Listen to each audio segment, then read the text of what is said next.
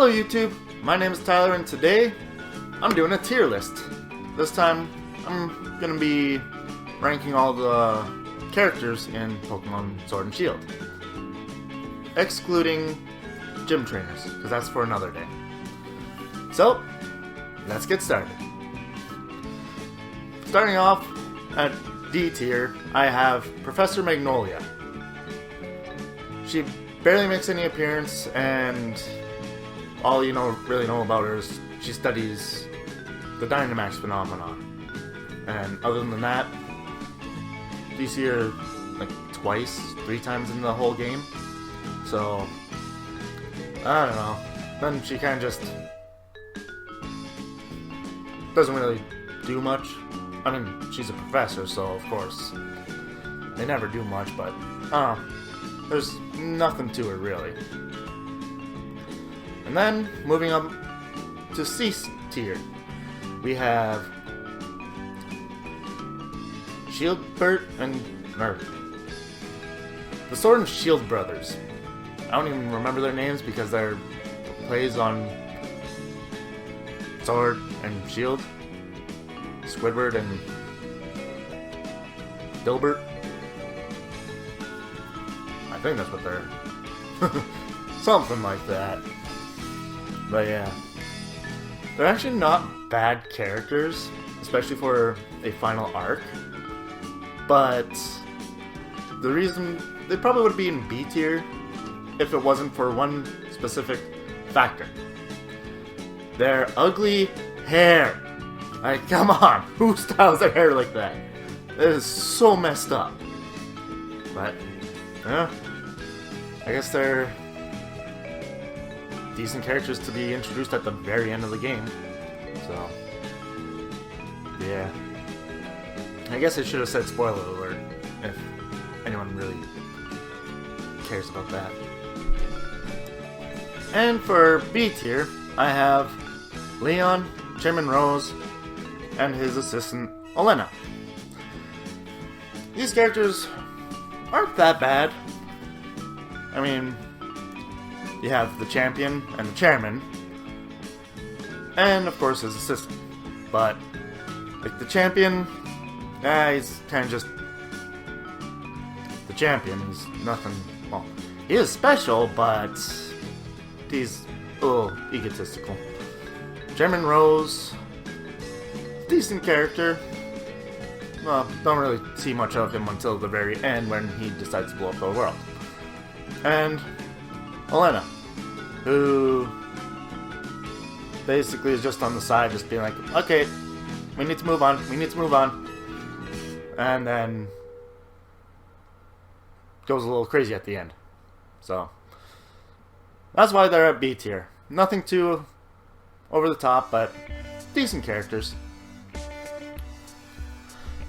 And next we have A tier, where we have Bede and Sonia. With these two characters, they're actually really well developed. With Bede, he's the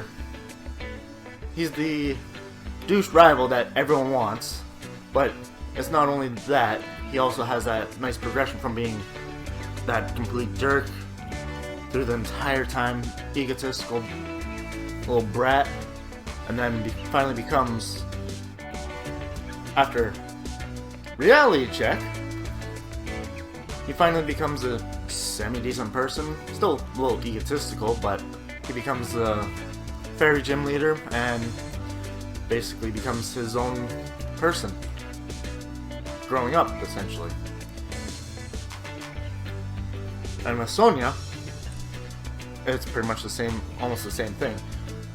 Starts off as Professor Magnolia's assistant, well, even though it's her grandmother. And then... Ow, that one hurt. And then goes on a journey to see the history and learn more about the Darkest Day and whatnot, and have a better understanding of Gigantamax Pokemon. And after a while, she ends up actually becoming a Pokemon professor. So, thanks to Professor Magnolia. I know I gave her a little crap earlier for not being decent, but there's one thing. But yeah, you see the progression of both these characters, and it's really good. Really well. Very well character development. And in S tier, we have Hop and Marnie. I'm gonna start off with Hop, of course. Hop is... yeah, a lot of people were a little concerned when Hop was introduced, thinking that he was just gonna be your friendly rival that everyone's gonna kinda forget, like everyone did with Hal.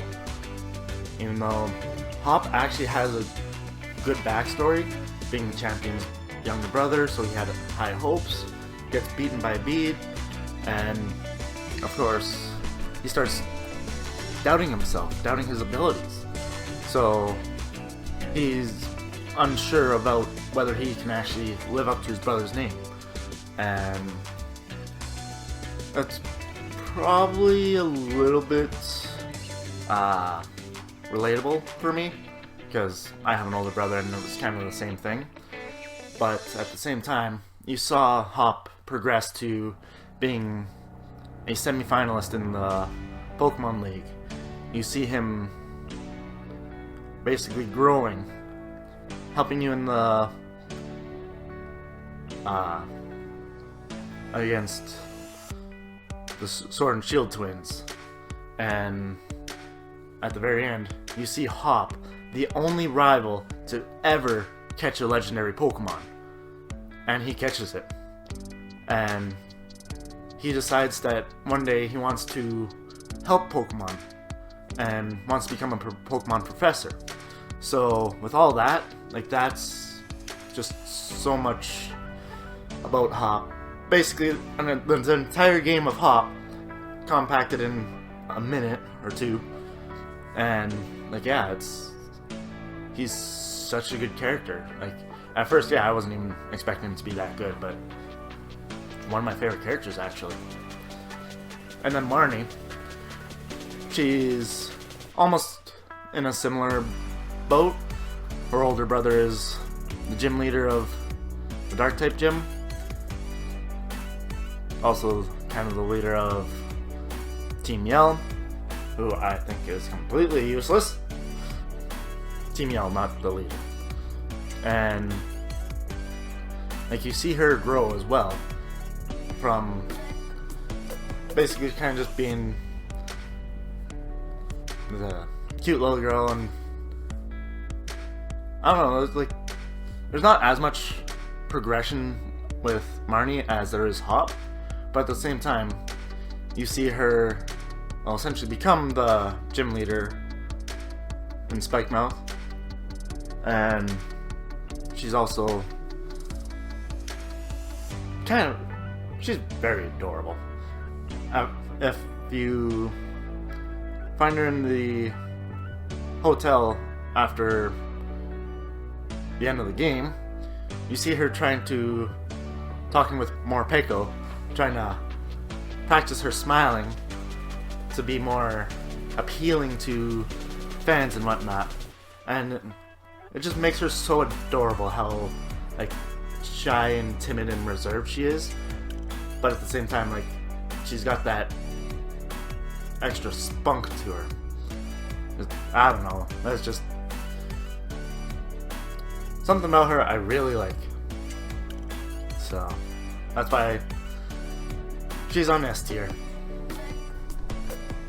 Anyways, that's my tier list of all the characters for Pokemon Sword and Shield.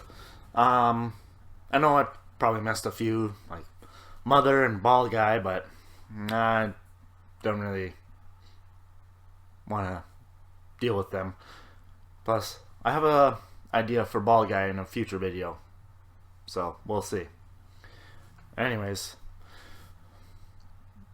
which characters did you guys like? Would you have rated them any differently? Leave them in the comments below. And if you liked the video, hit that like button, and subscribe. Until next time, see ya.